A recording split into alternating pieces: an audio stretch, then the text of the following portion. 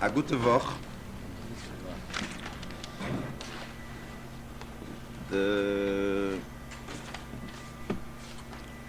Just to give a little background of before the Farbrengen started, today, before we start saying over from the Farbrengen, today is Chof Ches Sivan.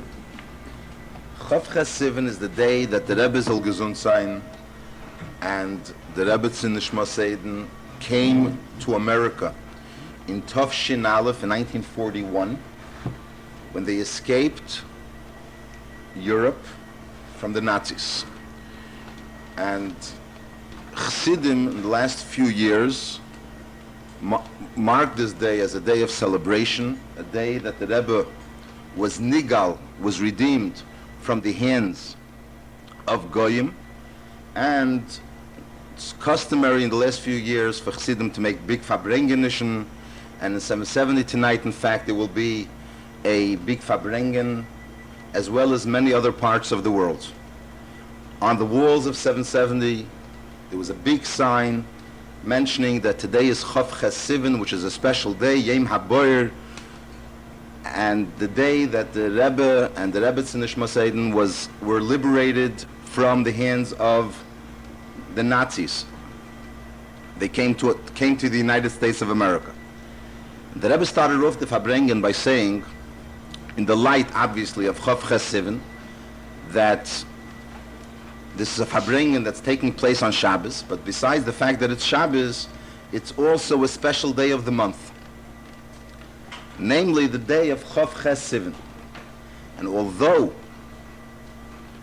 to say a remez on a certain date, in other words, to take the letters of the date and to turn it into a certain remez, is something that needs a certain amount of authority.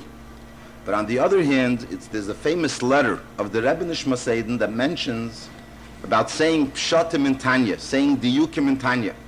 And he writes there that although to say different diyukim and to explain different pshatim that aren't mikubel from the Rabbeim is something which needs authority, not everyone is able, not everyone is in the position to be able to do it. Nevertheless, if it's something that could add to Yiras Shamayim, so it's something which is advisable, it's permissible, and it's even advisable. So in the same way, in the light of this letter of the Rebbe Nishma Seiden, the Rebbe mentioned that in the same way, that although to take a date and to mention a remez about this date is something, again, which needs authority, but on the other hand, since it's something that could add to Yiras Shamayim, so one may take the liberty to do so, and not only he may take it, but maybe it's even advisable to do so, because it will add to Yiras Shamayim. Especially when we're dealing with such a date as the date of Chof Ches, which, as we've seen in the years, in the past years, that people took this date and utilized it. They used this special day for a special hiseirus as far as Yiras Shamayim, and there were good teitzois, a good outcome that came out of this hiseirus.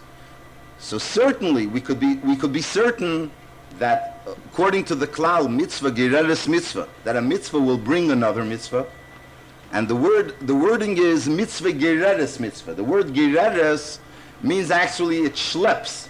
It brings with it another mitzvah. In other words, even if the person, for some reason or another, is in a position that he doesn't want to do the second mitzvah, but the original mitzvah that he did will force him, so to speak, to do another mitzvah. So we could be certain that Chof Ches Sivan again, will, as in the past years, will be utilized for a day of hiseirus in Yiras Shamayim, and therefore it's appropriate to mention a remez in connection with Chof Ches Sivan, which the obvious remez with the word Chof Ches, with the numbers, with the date of Chof Ches, is the actual letters Chof and Ches, which mean keach, strength. Which the first thing it tells us is that any hiseirus and any hachlota that we take as far as Torah and mitzvahs is concerned should be done with strength. And this is something which applies to every month. for every month has in it the date of Chof Ches to that month. Every month has either 29 or 30 days, but the 28th day, the day Chof Ches, is certainly there. So therefore, the day of Chof Ches is a time to take an extra strength, so to speak, that the hachlotus that one takes as far as Teira and Yiras Shamayim is concerned should be done with an extra strength.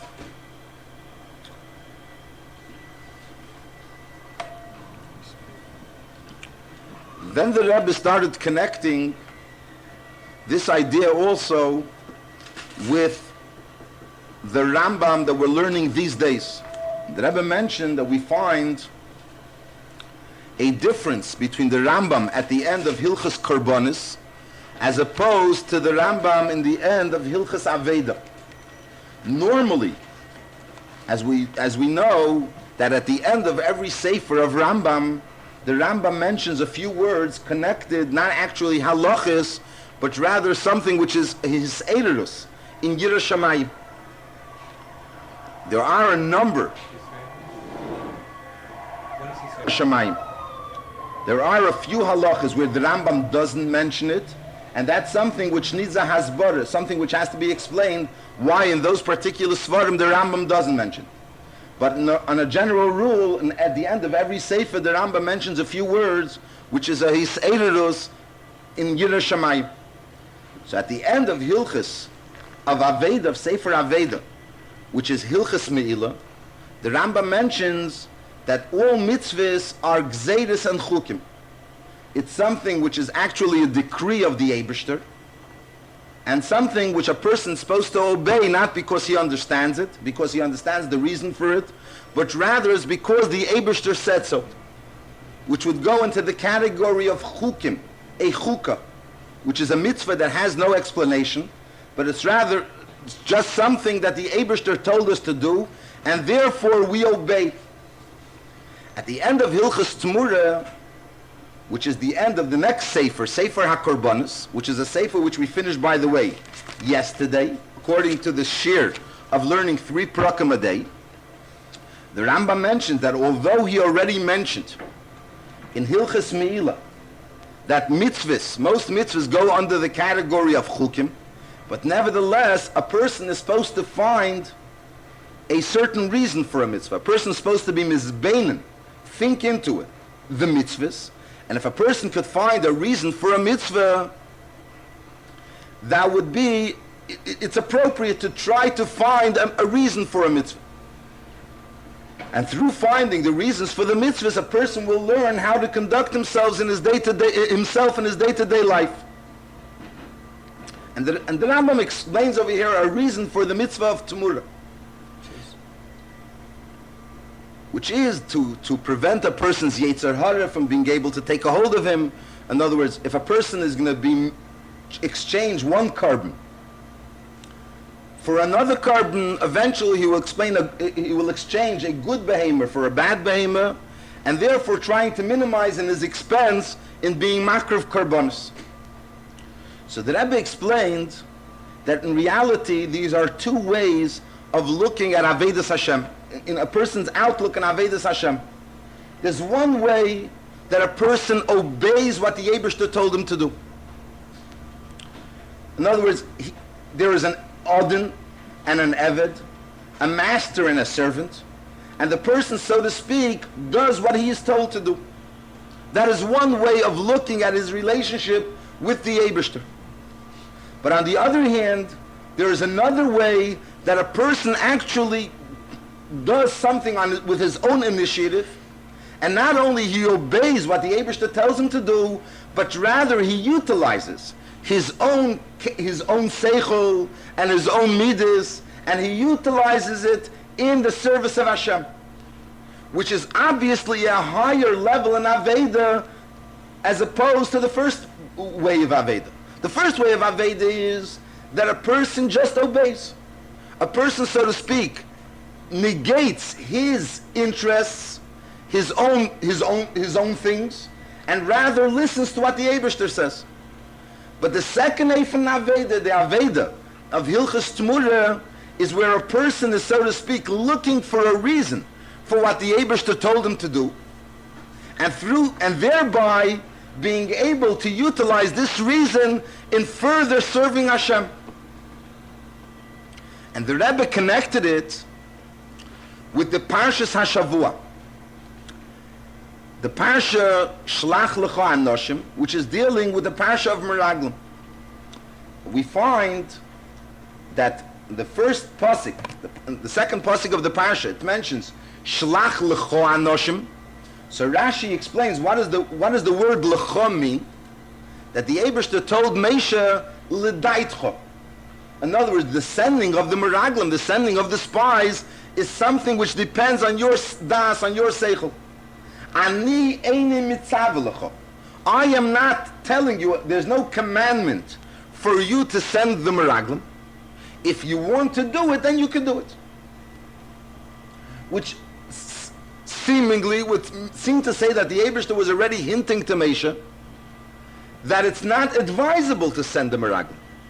And that's why the Eibishter obviously is not telling him to send the Meraglim. He's just saying that if you want to send the Meraglim, you have that choice. So the question is, Moshe Rabbeinu, which is the one that received Teda Misinai, he is the one that should have understood this remez, this hint, that it's not advisable to send the Meraglim, so why did he send the Meraglim? And at the end we see that through the sending of the Meraglim, it caused that the Jews should remain in the Midbar for another 40 years and postpone their entering of Eretz Yisrael for 40 years. And the Rebbe mentioned at that point in time that this year again is the 40th year from the Histalkus of the Frierdiker Rebbe, which is the time as at the end of the 40 years by Moshe Rabbeinu, where Moshe Rabbeinu told Eden that now is the time that they have a leiv ladas, a heart to understand, ve'inayim lireis, and eyes to be able to see, v'aznayim lishmeya, and ears that are able to hear. But in any case, they postponed their entering Eretz Yisrael for 40 years. And this was all because of the Meraglim. And the Eibishter, so to speak, hinted to Moshe that it's not advisable to send the Meraglim. And therefore, I am not telling you to send the Meraglim. And so why did Moshe get this hint? So the Rebbe explains that in the service of Hashem there are two types of service, as we mentioned before. There's the service of Hashem where a person obeys what he is commanded to do. Which means the Eibishter tells you to do it, you do it. That's one way of serving Hashem. There's another way of serving Hashem, which is l'daitcha. L'daitcha means that the Eibishter is telling you, you utilize what you have. I gave you seichel, the Eibishter said, I gave you seichel and I gave you everything else. And you are to utilize what you have in the service of Hashem, which is a much higher level of service of Hashem as opposed to the first way. The first way, a person is merely, so to speak, forgetting about himself and listening to the Eibishter. The second way, a person is taking his own self and utilizing his own self in the service of Hashem. And that was the idea of Shlach Lecha Anoshim, Moshe Rabbeinu.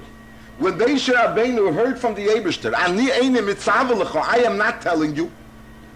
So it's not, doesn't mean that Moshe Rabbeinu shouldn't do it. Moshe Rabbeinu understood that we're dealing here with a higher type of service of Hashem. There was the service of Hashem until the situation of the Meraglim, and there was the service of Hashem that the Eibishter is giving him the opportunity now. And this opportunity is that the Eibishter is telling a Yid, and firstly Moshe Rabbeinu, that you are able to do the service of Hashem lidaitcha, with your own seichel. And ani eini mitzav lecha, I am not telling you. The question is, the Rebbe asked, why does it say ani eini mitzav lecha? In other words, as soon as it says lidaitcha, we understand ani eini mitzav lecha.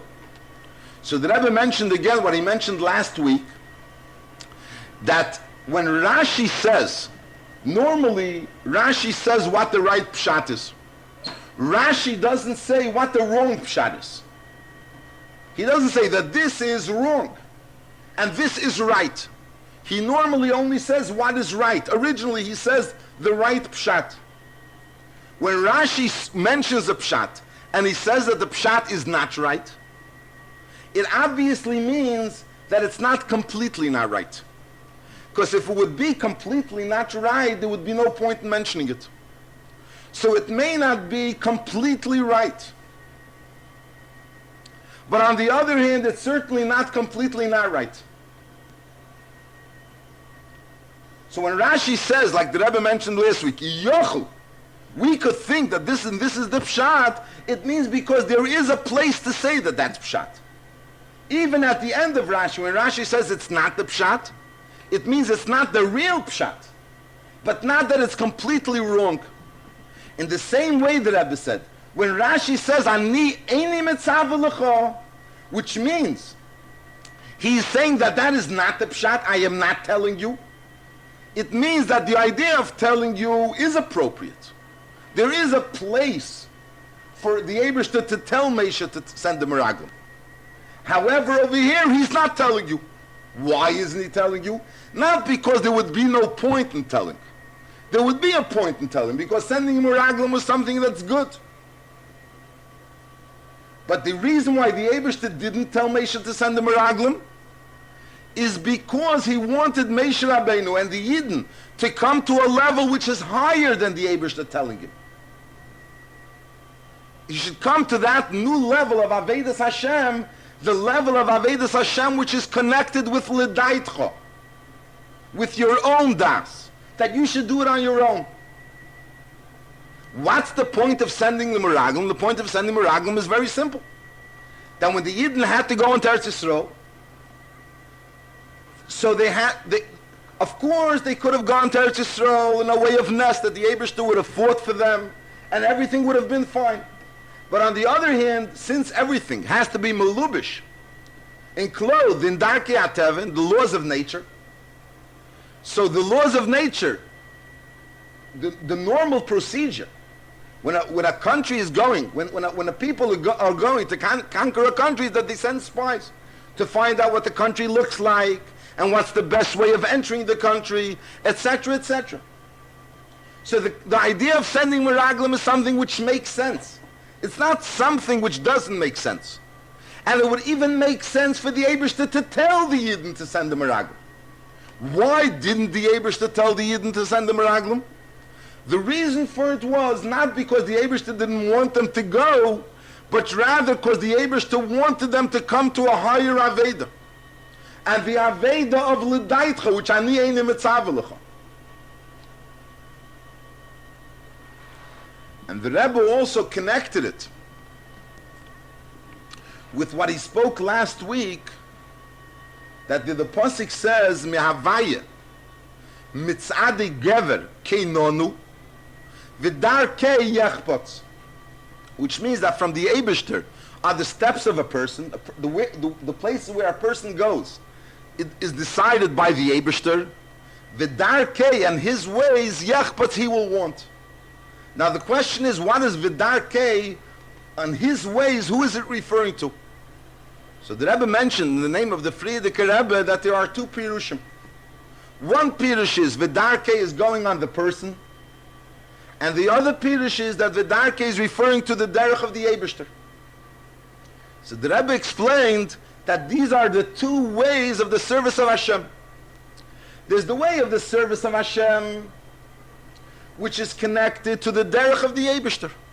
In other words, a person goes on the way that the Eibishter, the path that the Eibishter prepares for him. So what is his Aveda? What does his service entail?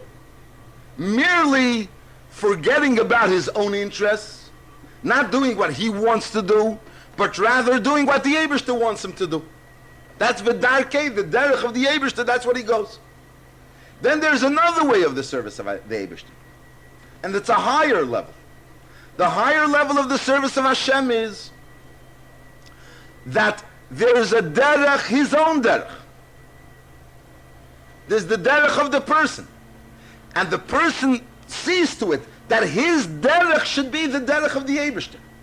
In other words, not he, so to speak, forgetting about his own derech, but rather he's making that his derech, he causes that his derech should coincide, and more than coincide, become one thing with the derech of the Eibishter.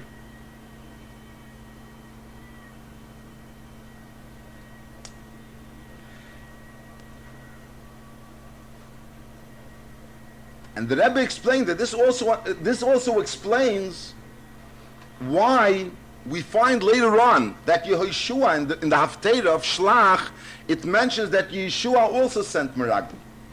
The question is, if Meraglim is something that isn't good, it's not good to send. And we see that through the sending of Meraglim, the Jews postponed their entering in Eretz Yisrael for 40 years. So why is it that Yeshua again sent Meraglim? And we don't find that the Eibishter told Yeshua to send Meraglim. We don't even find that Yeshua asked anybody for advice whether or not to send Meraglim. It just says that Yeshua sent Meraglim. So the answer is because the sending of Meraglim is something which is appropriate. It's something which makes a lot of sense. And that's why Moshe Rabbeinu also sent Meraglim. The only thing is that when Moshe Rabbeinu sent Meraglim, it didn't work out the way it was supposed to work out. But at that point in time, they were trying to come to a higher level than they would have come if the Eibishter would have told them to send the Meraglim. And that's why we also find that Moshe Rabbeinu, it says that by the Meraglim, Moshe Rabbeinu added a letter to Yeshua's name. Originally, Yeshua's name was Hisheya bin Nun. And then his name became Yeshua. So Rashi explains that Moshe Rabbeinu added the Yud to Yeshua's name, which signifies that Ko Yeshiyacha me'atzas Meraglim. The Eibishter should help you from the eights of the Meraglim. So the Rebbe asked, if Moshe Rabbeinu already knew that there was atzas Meraglim and Yeshua needs a bracha, so how did Moshe Rabbeinu send the Meraglim in the first place? Secondly, if Yeshua needed a bracha, why didn't he give a bracha to everyone? So the explanation is that when Moshe Rabbeinu sent the Meraglim, from Moshe Rabbeinu's perspective, there was no problem. The Meraglim were shluchim of Moshe Rabbeinu, and shluchei shalodom k'meisei. So certainly nothing could, if they would have remained shluchim of Moshe Rabbeinu, no bad would have come out of it. What happened was that the Meraglim didn't do what they were told to do. They were sent to find out about the land, to find out whether it's open cities or closed cities, different things about the land. But they weren't asked to come back and tell the Yidden whether or not it pays to go to Eretz Yisrael. They were only supposed to tell the Yidden what the land looks like. When they came back and they started saying what it looks like, and at the end they finished off by saying that we cannot enter Eretz Yisrael. When they started saying those words, at that point in time, they were no longer shluchim of Moshe Rabbeinu. Because we have a klal that a shliach is only a shliach when he does what he was told to do by the Mishalech, by the one that sent him. As soon as he starts, a shliach, sheshina midas ha-mishalech, as soon as a shliach changes and doesn't do what the Mishalech told him to do, he's no longer a shliach. If he's no longer a shliach, that's when the problem started. Yeshua, on the other hand, Moshe Rabbeinu, because of the fact that Yeshua was a special Talmud by Moshe Rabbeinu, and he was a Talmud that always remained with Moshe Rabbeinu. So Moshe Rabbeinu knew that going there was somewhat of a sakana, not a sakana which was impossible to overcome, but there was a sakana, so therefore there was an extra bracha that was given to Yeshua, that Ko Yeshiyacha me'atzas Meraglim. And as the Rebbe even concluded later on, that it was niba v'liyodem niba. It's not something that Moshe Rabbeinu actually knew that there would be a problem with the Meraglim. Moshe Rabbeinu added a name to Yeshua that there should be a special bracha to him. And this letter, the Yud, was in a way of a niba v'liyodem niba, that Ko Yeshiyacha me'atzas Meraglim. The Rebbe also connected this idea We find the pasuk says, "Va'ata yigdal no keach adni." That Moshe Rabbeinu said that the keach of the Eibishter should become greater. So the Gemara says that what happened was that the Eibishter told Moshe Rabbeinu, "Hoye lecho li'ezreini," that you should have helped me. And that's when Moshe Rabbeinu said, "Va'ata yigdal no keach adni." So kaviyachol, it seems like Moshe Rabbeinu is, so to speak, helping out the Eibishter. And the Eibishter is asking for help. And Moshe Rabbeinu, by saying Yigdal no keach adni, is, so to speak, adding to the strength of the Eibishter. So what does it mean? So again, it coincides with the idea, with the trend that the Rebbe was speaking until this point in the Sikha, that there's two types of Avedas. There is Aveda where a person merely listens. He obeys, he's obedient. Then there is a Aveda where a person actually adds strength. Kaviyachol l'mayla. That's the Yigdal no keach adni. And that is also the Aveda of L'daitcha. The Aveda where a person uses his own initiative. And he uses, and he utilizes his own individualism, his own, everything about him in the service of Hashem, as opposed to merely obeying the Eibishter. The Rebbe explained that that's also what it's meant in the two Ma'amorei Chazal.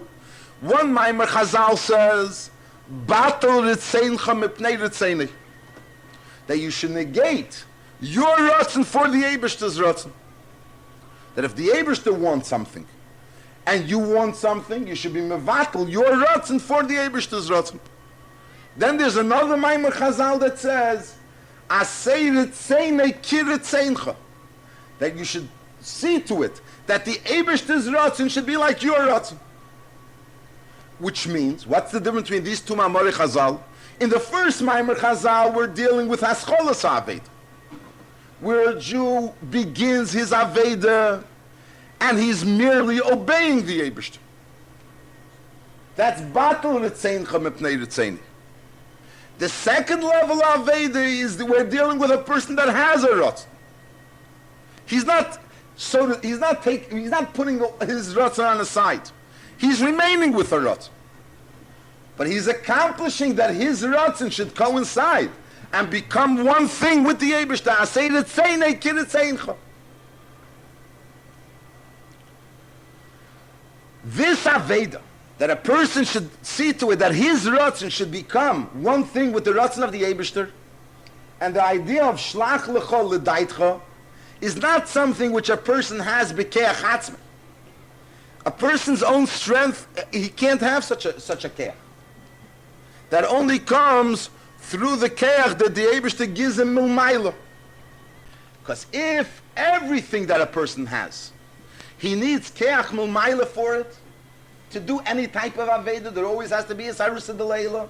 Certainly, when we're dealing with such a type of an Aveda which is higher than a normal type of Aveda, the Aveda of L'daitcha, the Aveda of Asei Ritzeinei ki Ritzeincha, the Aveda of B'dar Kei Yechpatz. In other words, that a person has his own derech, and that derech becomes one thing with the derech of the Eibishter.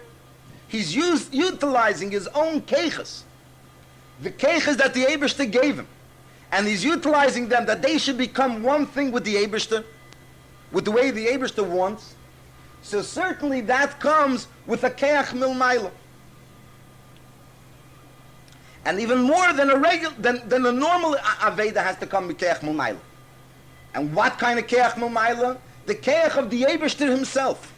Because as it's brought down, that the idea of bchira, the idea of free choice, the true concept of free choice is something which a person is able to choose something regardless of anything else. In other words, normally when a person chooses something, obviously it depends on his surroundings, on his upbringing. There's a lot of things that will have an effect on what this person will eventually choose. The concept of bchira chofshis, what does it mean, true free choice, is that a person is free to choose something regardless of his past, regardless of his environment, regardless of his upbringing. A person is able to choose freely. Now, how is a person able to choose freely? It's only because of this chelik elikam imal mamish. Because a person is one thing, a Jew is one thing with the Eibishter. So the Eibishter gives him this keach of bchira chofshis, which is one thing with the Eibishter, which in reality a goy lahavdil doesn't have it. Only a yid, because he's a chel, one thing with the Eibishter, he's a chelik elikam imal mamish. He has the true concept of free choice. And this idea of free choice, which a person is, so to speak, utilizing his very essence, which is connected to the very essence of the Eibishter, and choosing the Eibishter, that is the same idea as l'daitcha, which means he's utilizing his own self for the Eibishter. In the beginning, the Rebbe will mention, when the Rebbe started speaking about the idea of keach, that Chof Ches is the letters of the word keach. So the Rebbe right away connected it, that it says, there's a Maimer Chazal that says, the Gemara says, that kol ha'emer amin yehish meirabe b'chol keichei is ma'vidin le'gzardine shel shivim shana. That someone says that amin yehish meirabe with all his strength, so they take away a gzardin of 70 years. In other words, even if something was decreed on him 70 years ago, nevertheless, by saying amin yehish meirabe with all his strength, he could take away such a decree. So the Rebbe said that the idea of 70 years is also a remez to the idea that we find that the first Golus, after Golus Mitzrayim, which was the Golus before Matan Torah, so after Matan Torah there were 4 Golus. So the first Golus is the Golus Bavel. After the Churban Bayis Rishon, after the first Beis Hamikdash was destroyed, the Jews went to Bavel for 70 years. So the idea of Kol ha'emer amin yehish meirabe b'chol keichei, although amin is it's a very small word, and he's using all his strength in this amin yehish meirabe, so through that he is taking away the decree of Golus Bavel, which is in fact the sheirish of all the other Goliaths, which means that a Jew utilizing his strength, all his strength, b'chol keichei, so that takes away the idea of Golus, takes away the idea of 70 years, which is Golus. And not only it takes it away, but rather it just like the Rambam says, that La'asid Lavi, when Mashiach will come, that not only the tiniest will no longer be, in other words, there will no longer be those fast days of Tisha B'Av and Shivas B'Tamas, those other days which are connected which are connected with, which are days of mourning. Days are connected with the Churban Beis Hamikdash, but rather they will be days of joys. So the same idea, when you take away the Gzardin of Shivim Shana, what you're accomplishing is not only taking away the Gzardin, but rather that this Gzardin will become a day, the Gzardin itself will become Eir. And as the Rebbe brought down the Pasuk in Tehillim that says, Yoshes Cheshech Sisrei. It's a Pasuk in Tehillim, Kapitel Yudches, and Chassidus explains that it means that there is different types of darkness. There is a darkness which is connected to this world, which means that there is no light. In other words, it's missing light, and therefore it's dark. And then there's a darkness which is connected with the Eibishter himself. Sisrei, the Eibishter's Seiser.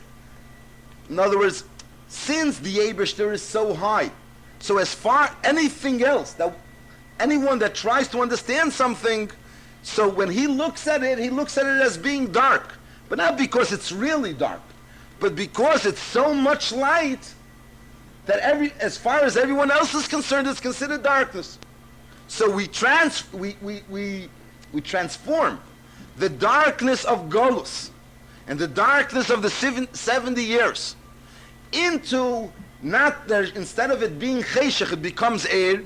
And not only it becomes Eir, but it becomes this Cheshech, this darkness of Yoshes Cheshech Sisrei, which is the highest level in darkness, the darkness which is connected with the Eibishter himself. And that's all accomplished through Bechol Keichei. That when a person utilizes all his strength, and all his strength, as the Rebbe mentioned, could sometimes be a nekuda, 1 point. But when you have 1 point, it says a point has no space. It doesn't take up any space. But not because it's lower than space. In other words, it's too small to have any space. But rather it's something which includes all the space in this nekuda. In other words, we're dealing with a nekuda that's something that's all inclusive. And that brought out again the same idea of this entire sikha, that when we're talking about Bechol Keichei, and the idea of Chof Ches Sivan, the idea of Keyach, is not only you're using strength. We're dealing here Bechol Keichei, his strength, which means, just like the Rebbe spoke about the Meraglim, that at that point in time, there was a new concept of an Avedas Hashem, of L'daitcha ani eini mitzav lecha. In the same idea, as the Rebbe mentioned, that Vidar Keyach puts, there is his derech. In other words, Asay Ritzei Neikir Ritzeincha. In other words, not only obeying what the Eibishter says, but rather utilizing your own keiches for the Eibishter, which is a higher level in Aveda. In the same way, this idea of Chof Ches Sivan is also Bechol Keichei, you're utilizing your Keiach. And through utilizing your Keiach, you are Mevatel, the Cheshach HaGolus, the darkness of Golus. And not only you take away the darkness of Golus, but rather you're utilizing the darkness of Golus. That you reveal that in the darkness of Golus, really the Eibishter is there. And as the Rebbe mentioned, that is also connected. Chof Ches Sivan, it comes within 3 days of Rish Chodesh Tammuz. There's Chof Ches, Chof Tes, and Lamed. Lamed is already Rish Chodesh. And we know that things that come within 3 days are connected one to the other.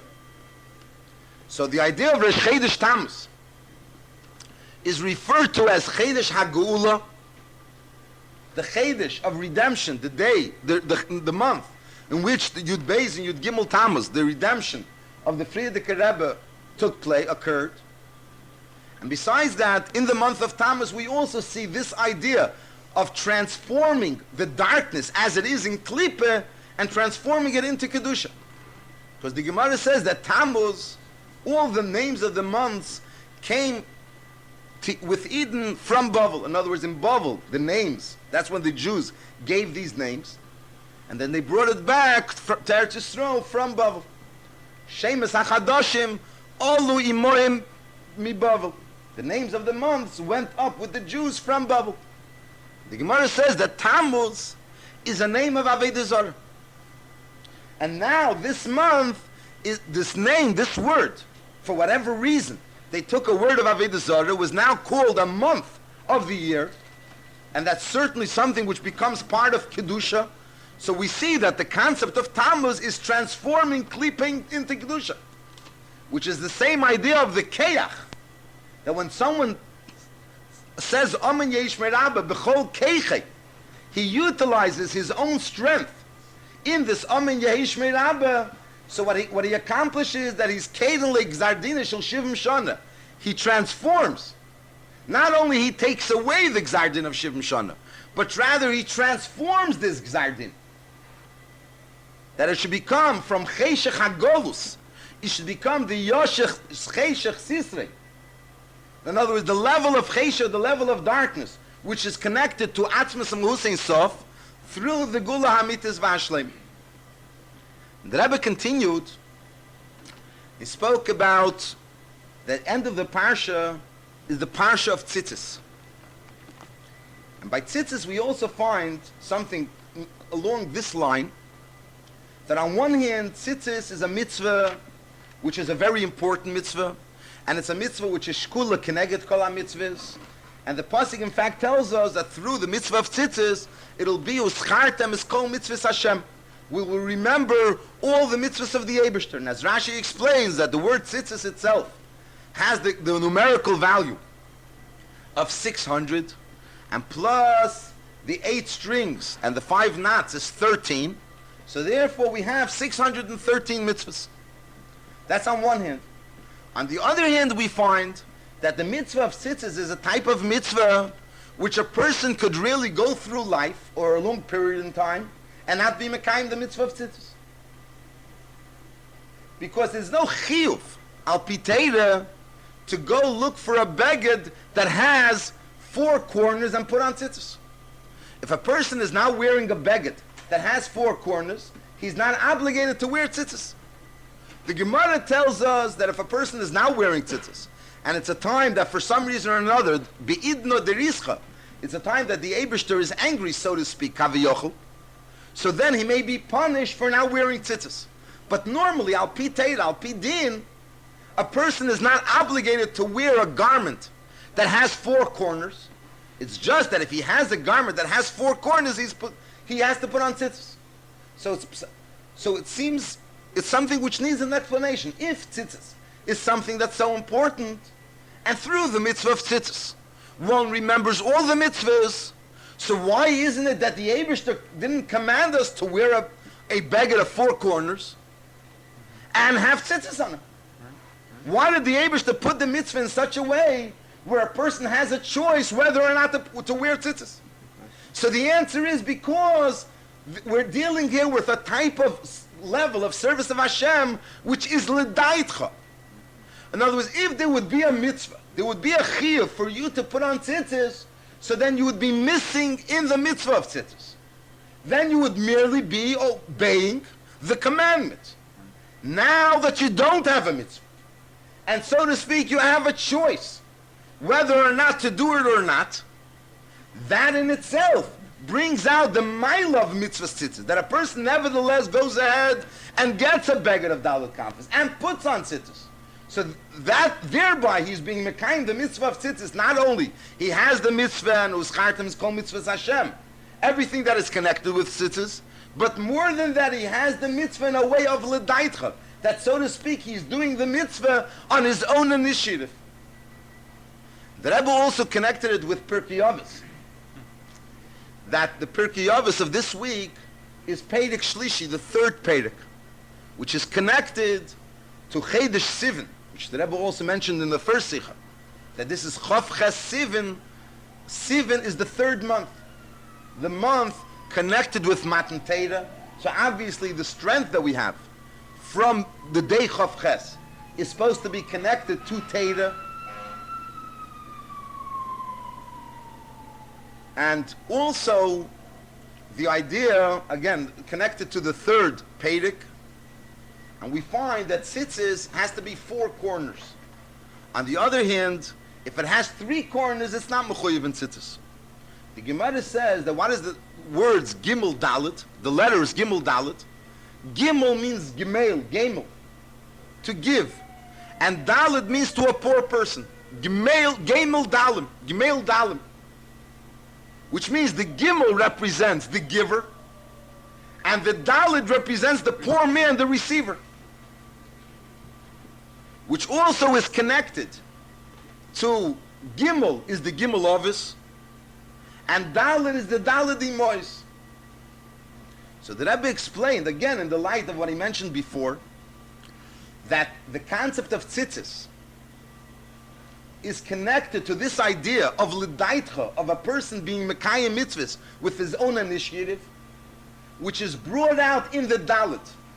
The gemel is the Eibishter that tells us to do it. The dalet is the person that's receiving it, which is also, incidentally, the difference between the Avis and the Imais, as the Rebbe mentioned.